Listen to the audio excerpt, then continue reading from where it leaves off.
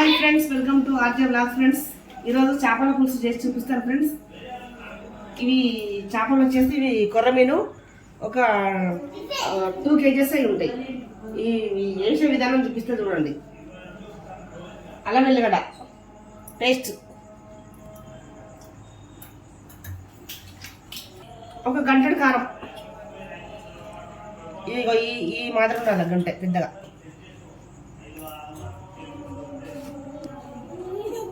ఒక స్పూన్ పసుపు,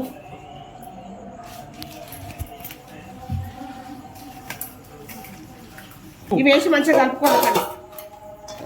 మంచిగా కలిపి ఒక ½ గంట వరకు ఇట్లా పక్కకు పెట్టుకోవాలి. దీన్ని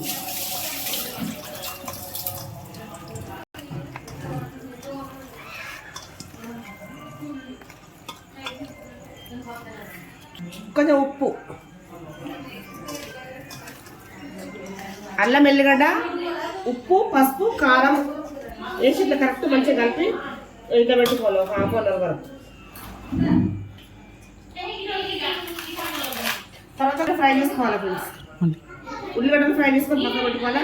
తర్వాత వండే విధానం చూపిస్తా.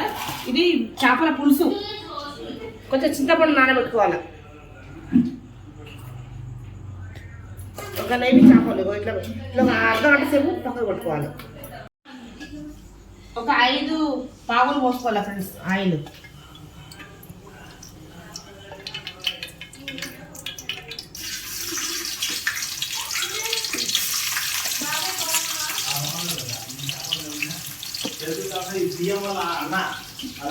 ఉల్లిపాయలు వేసిన ఫ్రెండ్స్, ఇది ఉల్లిగడ్డలు ఫ్రై కావాలి. ఉల్లిగడ్డలు ఫ్రై అయినాయి. తర్వాత ఈ ఫిష్ పీస్ వేసుకోవాలి. ఇలా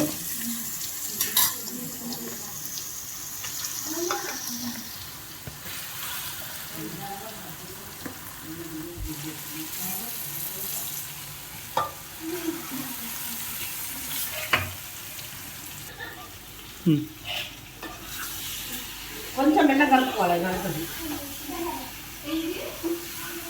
పీసులు ఇట్లా ఖరాబ్ కాకుండా కలపాలి మెల్లగా.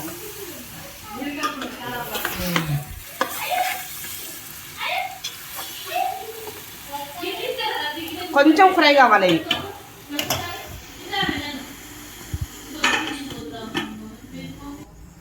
ఈ చేప పీస్ ఇట్లా మునిగే వరకు చింతపండు వేసుకోవాలి ఫ్రెండ్స్. కొంచెం అందాలి.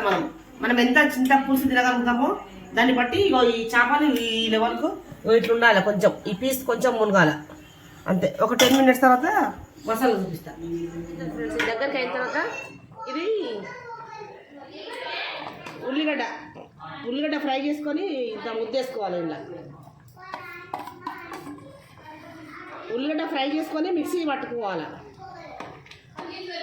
ఇది వేస్తే కొంచెం చిక్కగా వస్తుంది కూర. తర్వాత ఇది జీలకర్ర, మెంతులు, ధనియాలు పౌడర్. జీలకర్ర, మెంతులు, ధనియాలు పౌడర్ మిక్సీ చేసుకొని ఉంచుకున్నా. ఇది ఒక 3 స్పూన్స్ వేసుకుందాం.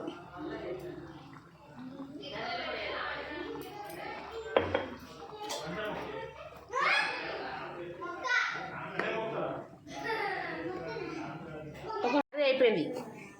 ఓకేనా?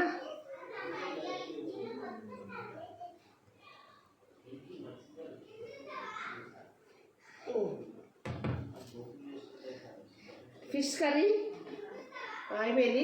నచ్చితే లైక్ చేయండి, షేర్ చేయండి, సబ్స్క్రైబ్ చేసుకోండి, బెల్ ఐకాన్ కొట్టండి. ఓకేనా ఫ్రెండ్స్?